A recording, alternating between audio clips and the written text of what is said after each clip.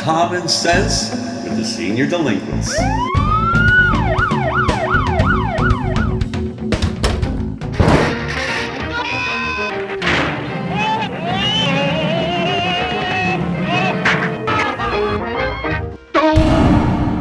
Hi, everybody. Welcome into another, it's going to be a fabulous edition of Uncommon Sense with the Senior Delinquents. I'm your host, Dennis Silvers, here at a cold, chilly, rainy Las Vegas, along with my irreplaceable co-host from the beautiful area in Tampa, Florida, Jamie McWilliams.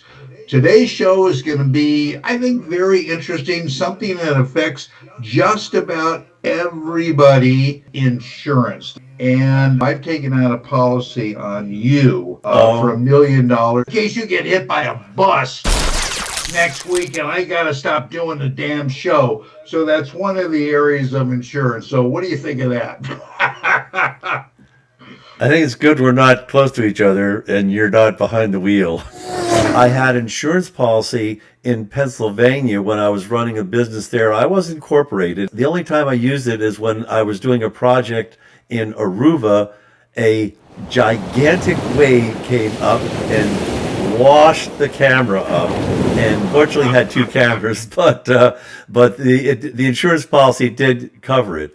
But since that time, having this business, people ask you all the time for insurance policies. I haven't carried the business end of it because we're not really doing hazardous stuff, but how about you? Do you carry certain types of insurance yourself? I do, like most people in the country. And, I think auto insurance is very unfair because it's predicated on the year and model car that you drive, how much you drive, and also where you live. And I think my insurance is a little bit higher than a lot of places in the country, Jamie, because you're in the entertainment capital of the world. You're 24/7 in Las Vegas.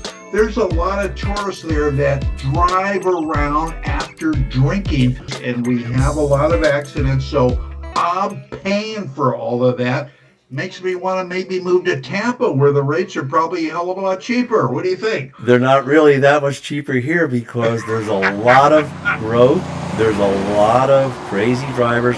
When we were in Pennsylvania, we had a very, very good insurance agent, and it was with State Farm. When we came to Florida, I dropped State Farm. They did not want to really write insurance in Florida at the time. Their rates were crazy, so I had to make a change in insurance companies. And to be fair, it depends on the policy limits that you have. The more you have, the more you're going to pay in premium. It's interesting because insurance, Jamie, goes back hundreds and hundreds and hundreds of years. This was started by the Chinese way back when, to ensure the cargo that they put on ships to go to a certain destination. I wonder how much was tied to storms and things like that, and how much back in those days was tied also to piracy. When they talk about betting, and they say, well, you can place a bet on almost anything. I think that insurance is really kind of the same way. When you talk about umbrella insurance, because even though you have homeowners insurance, if somebody gets hurt, one accident I was involved in, my umbrella policy covered way beyond anything in terms of injuries. There's a policy for everything. And I want to get into life insurance too, because I don't have a life insurance policy, but basically, I think in theory, in some way I do, because I've accumulated enough assets that I really feel that I have that. I don't have to worry about my wife being taken care of. That's the personal side of it, having enough assets either in property, in stocks, and protecting it in different ways. Most people have life insurance, but the poor guy that dies never sees a penny of it. Well, and that's where if you have that backup, and in fact, one example, the person who really had the most to do with bringing me to Florida, he made a lot of money in insurance. Here's an insurance man now. When he was in Florida and he moved from his condo right on the Gulf area, he bought a house where you had to have insurance if you had a mortgage, but being a fairly wealthy guy, he bought his place outright and he just said, it's cheaper for me to just make the fix if I get hit with a hurricane than to be paying a premium that could be as much as $15,000, $20,000 a year. There's no one size fits all. Everything is individual. With insurance, you're really betting on your longevity. How much do you want to pay? Well, not how much do you want to pay, based on how long you think you would live. People might not be aware of this and might find it interesting because I, being self-employed, didn't have as much in the bank for the Social Security as I would as if I was on staff someplace. So I went to actually a seminar with my wife with a person who was a vice president of one of the largest banks at the time, was First Union, all acquired by Wells Fargo. And during the seminar, he said, I'm retiring within the next month. And afterwards, I went up and I asked him, I said, look, I'm, going to be 62 in a little while, and I'm going back and forth with Social Security. If I start collecting it now or if I wait, when are you going to collect it? The second I retire.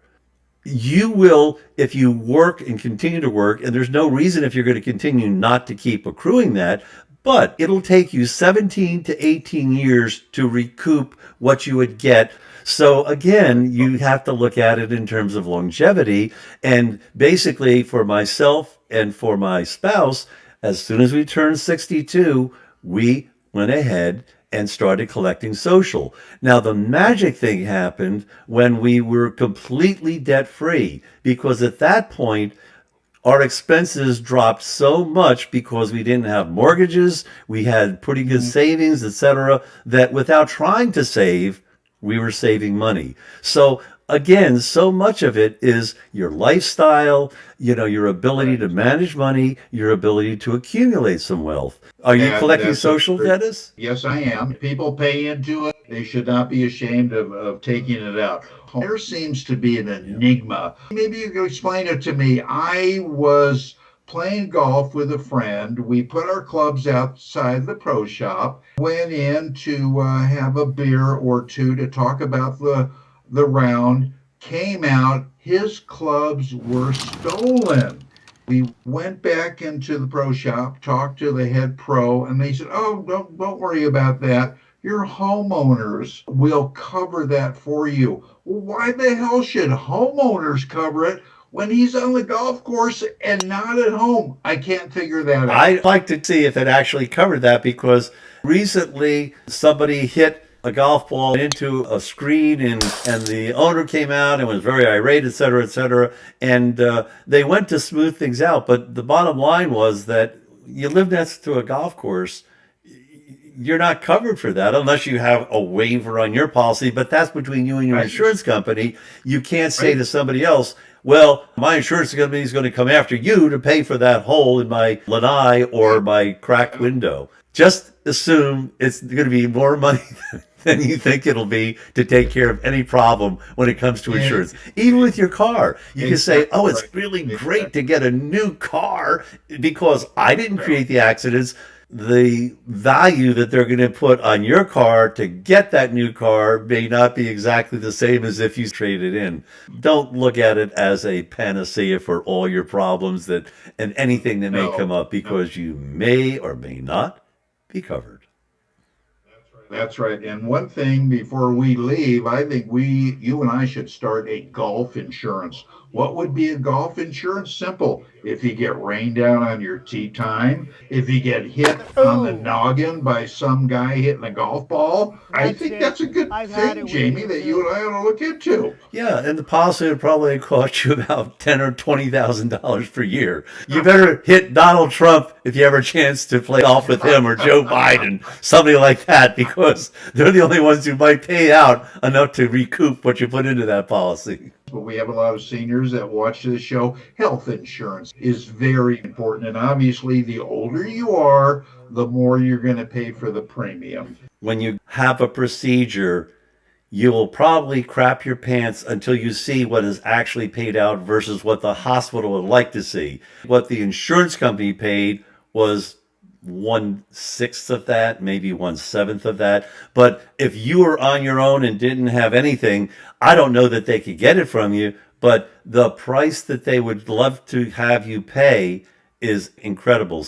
That's right. You've got to have it. Well, I'll tell you one thing, though, where you don't need any insurance at all, and that is you could be rest assured you don't need insurance to enjoy Senior Delinquents. You could get us on our website, seniordelinquents.com. Catch us on YouTube, and we're going to be on a lot of other social media channels in every episode. Great, Dennis. Now we're going to get sued, and that's why I have my policy right here for a good night's sleep. And so until next time, once again, hi ho, Silvers, away.